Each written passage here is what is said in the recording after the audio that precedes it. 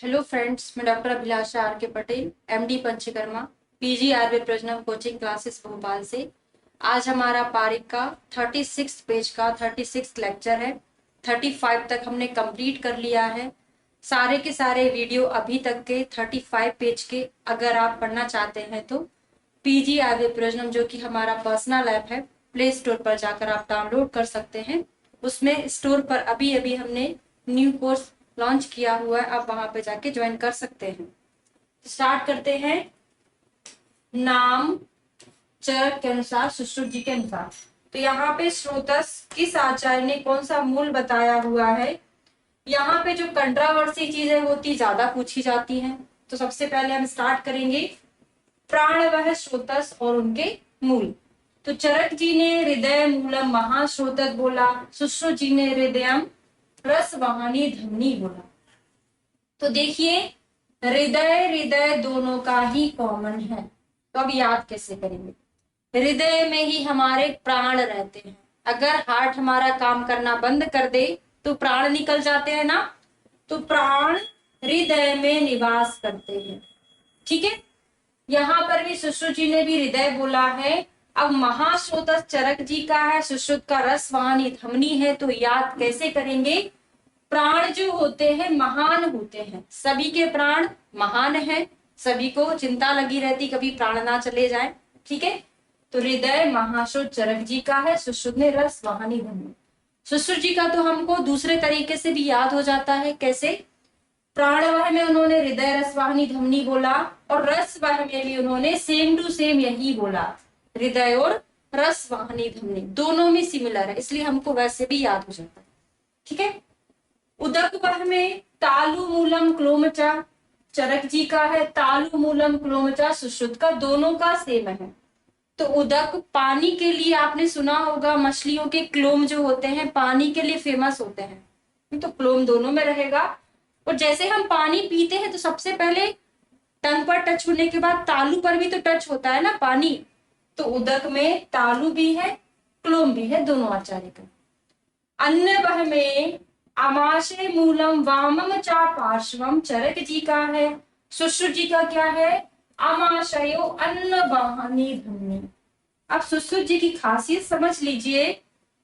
आचार्य सुश्रुत ने सभी जगह धमनी धमनी यूज किया है, अधिकतर जगह किया है। जैसे अन्न वाहनी धमनी, रस वाहनी धमनी, रक्त वाहनी धमनी, फिर रक्त वाहनी धमनी।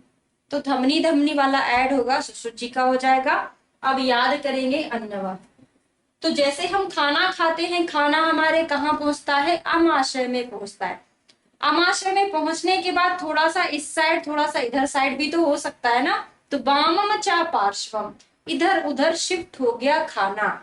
आमाशय में पहुंचा, वाम पार्श्व में भी पहुंच गया, लेफ्ट साइड में पहुंच गया। स्टमक कहाँ होता है, लेफ्ट साइड में होता है। तो खाना भी तो वही पहुंचेगा ना। आमाशय में पहुंचने के बाद लेफ्ट साइड में शिफ्ट हो गया। ठीक है। लेकिन सुश्रुत जी ने आमाशय बोला है, फिर अन्नवाहिनी धमनी बोला, वाम पार्श्व को नहीं बताया है। ठीक है। रसवाह में तो हृदय यहाँ पर भी था, हृदय यहाँ पर भी था। सिमिलैरिटी देखिए, सुश्रुत जी ने प्राण में सेम टू सेम बोला, रस के जैसे। लेकिन चरक जी ने एक सिमिलैरिटी तो बताई है। क्या बताई है। हृदय हृदय दोनों में कॉमन बताया। एक में बता दिया महाश्रोतस और एक में बता दिया 10 धमनियां। तो अब याद करेंगे कि हृदय से 10 धमनियों के द्वारा रस बह रहा है सारे शरीर में। याद हो गया। रस 10 धमनियों के द्वारा ले जाया जा रहा है हृदय से। तो आपको हृदय का याद हो जाएगा। नेक्स्ट आता है रक्तवह। यकृत मूलम प्लीहाचा। तो यकृत में बनता है, प्लीहा में मरता आरबीसी। प्लीहा में है ना, टूटती है ना आरबीसी। तो यकृत प्लीहा, यकृत में ही तो बन रहा है ना। तो रक्त जहां पर बनता है जहां पर मरता है, दोनों चीजें हमने याद कर लिया। सुश्रुत जी का यकृत भी है, प्लीहा है, लेकिन एक्स्ट्रा उनका हो जाता है धमनिया। तो रक्त वाहिनी धमनिया रक्त में रहेगा। ठीक है। मांस वह में स्नायु मूलम त्वचा। तो एसटी याद करेंगे, एसटी कैटेगरी। मांस में एसटी, तो एस से हो जाएगा स्नायु, टी से हो जाएगा त्वक। सुश्रुत जी का भी सेम टू सेम है, अकेला रक्त वाहिनी धमनी ऐड कर दिया। तो रक्त में भी रक्त वाहिनी है, मांस में भी रक्त वाहिनी है। याद कैसे होगा हमको, जब कोई मटन मटन बनाता है वहां पर मांस के टुकड़ों में थोड़ा थोड़ा सा ब्लड भी तो निकलता है ना, मांस के टुकड़ों में ब्लड भी निकल रहा है। ठीक है।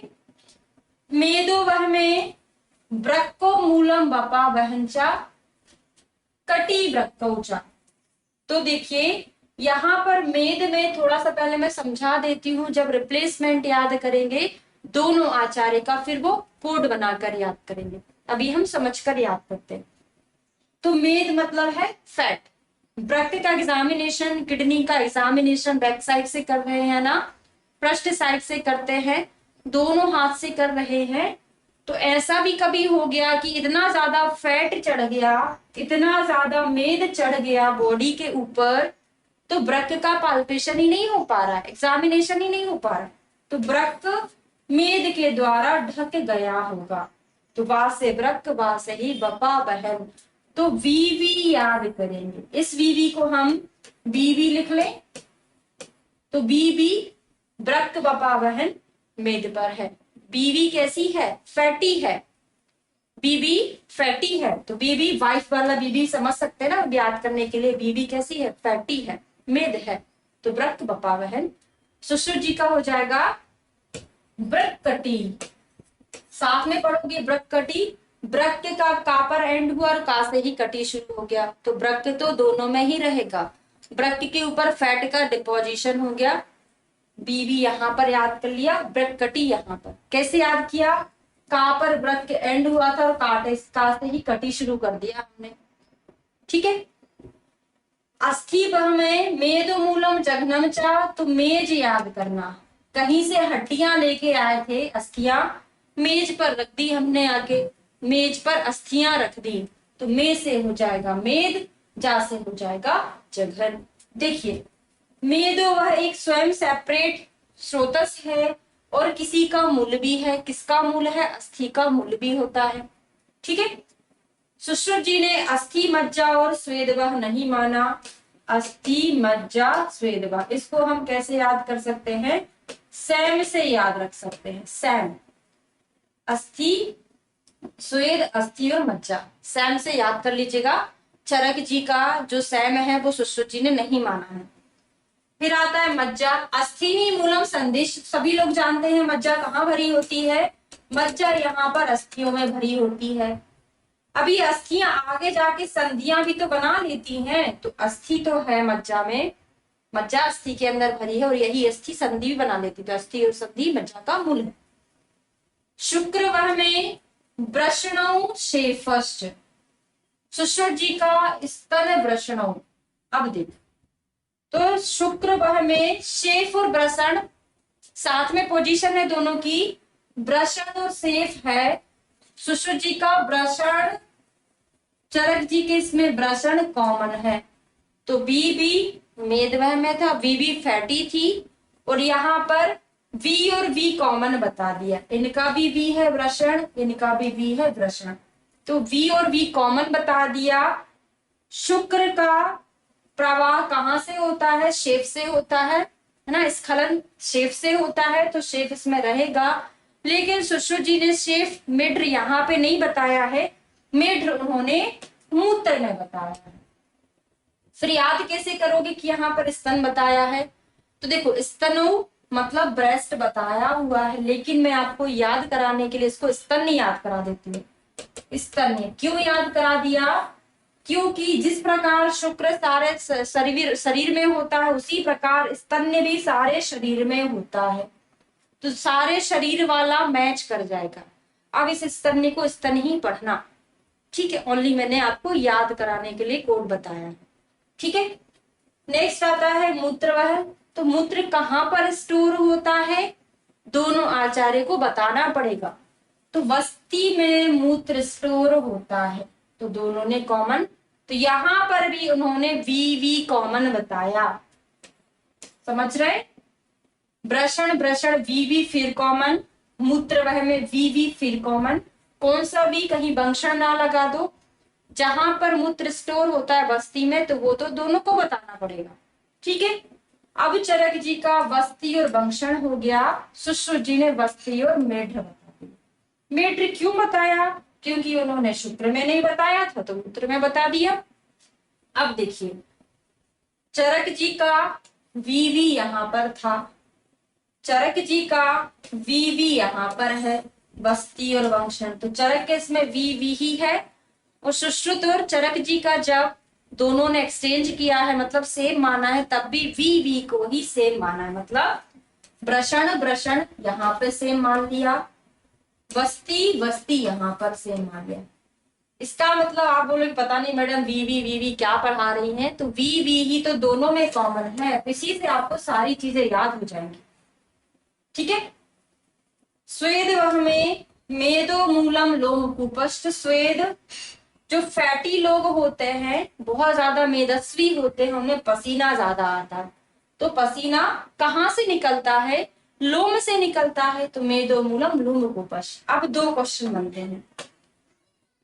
मेद स्वेद वह में बताया है चरक जी ने, अस्थि वह में ही बताया है, तो अस्थि और स्वेद दोनों का मूल क्या है? मेद है। पुरीश वह में, पुरीश कहाँ होता है? पक्वाशय में, निकलता कहाँ है? गुदा से, तो यहाँ पे स्थूल गुद है, स्थूल गुद सुश्रुत जी का पक्वाशय गुद है। आर्तो वह, चरक जी ने यहाँ पे तो नहीं बताया, लेकिन शारीरिक स्थान में अलग से वर्णन किया है इसका, इसमें काउंटिंग नहीं करेंगे हम अंतर्मुख स्रोतस में।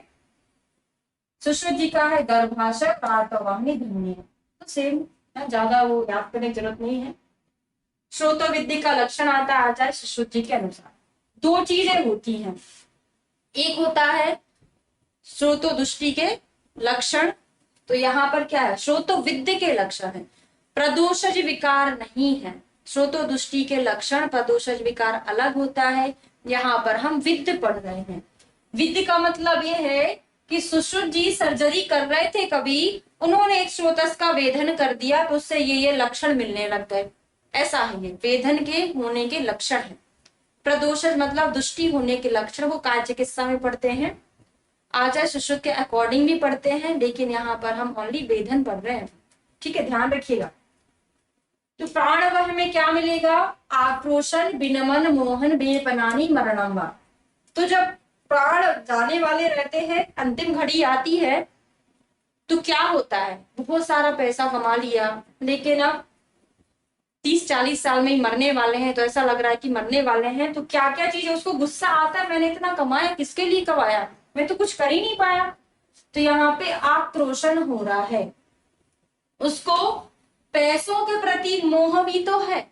ध्यान रखिएगा, मैं आपको कैसे याद करा रही हूँ, प्राण जाने वाले रहते हैं, मरण का समय नजदीक आ गया है, बहुत सारा पैसा कमा लिया है, तो क्या क्या लक्षण मिलने वाला है। जरूरी नहीं है A to Z कोई जिंगल बना के याद करो, यहाँ पे थोड़ा सा आप समझकर याद करेंगे तो चीजें बहुत अच्छे से याद हो जाती है, लंबे समय तक याद रहेगा। तो क्या हो रहा है? उसको मोहन हो रहा है, किसको दूंगा पैसा, गुस्सा भी आ रहा है, और कंपन हो रहा है। बेपन मतलब होता है कंपन होना, हाथ पैर उसके कांप रहे हैं क्योंकि जाने वाला है। अन्य भाव में आद्यमान शूलो अन्य देश सर्दी पिपासा अंध्य मरणम चा। तो जब आप खाना नहीं खाते हो, आपका ये स्टमक है, ऐसा बना देती हूँ मैंगो जैसा, ये स्टमक है, खाना नहीं खाया, खाली पेट रहा, खाली पेट रहेगा, वायु भर जाएगा, तो खाली पेट में जब वायु भरेगा तो आद्यमान हो जाएगा ना। तो मैंने आपको अन्य से रिलेट करके याद कराया, कैसे?